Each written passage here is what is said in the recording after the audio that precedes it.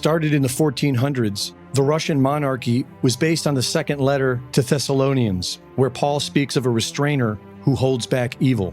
As long as there was a Christian czar on earth, the dark powers of the Antichrist would not come to power. Symphonia is the orthodox relationship between the church and the state, where the state protects the church and the church protects the state from falling into sin and heresy.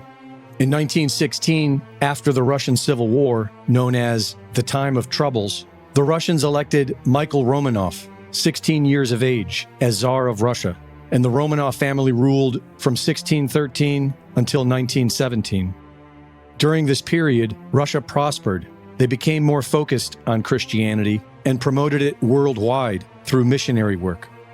While Christianity was the main religion, there were Jews, Muslims, and pagans who were free to practice their own religion. The only religion that was made illegal was the Talmudic worshipping Jews, because the Talmudic traditions were seen as anti-Christian and in complete opposition of their spiritual goals. These anti-Christian philosophies infiltrated the country when Freemasonry migrated to Russia in the mid-1700s. The Freemasons taught that the traditional Christian values upheld by the dynasty were outdated and were keeping Russia from competing with the West. Liberal ideas were introduced, such as misogyny, because women weren't allowed to be Freemasons, which became so popular that if you were a noble person, you had to be a Freemason. And Freemasonry taught that all religions can be one, and therefore the Russian Orthodox Symphonia must be abolished. The Tsar stood strongly against this, and so the idea of revolution was introduced. During the industrialization of the 1800s, factories became home to Masonic revolutionary ideas, and in 1917, the revolution began, and the royal family was taken prisoner. The family was taken from their home to a stone house several miles away on the highest point of the Ural Mountains, called Ascension Hill, and murdered.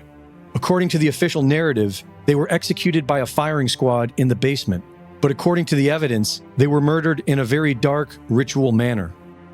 According to the investigation of the Orthodox Church, the murderers themselves, and the material evidence, this is what happened on the night of July 17th, 1918.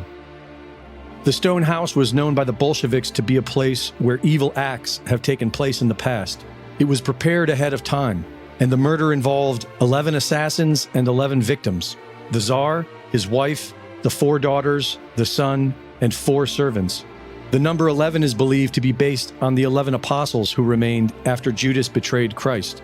These 11 people were taken into the basement. They were shot in the knees, and they were stabbed with bayonets. And during all of this, their mouths were gagged to quiet their screams.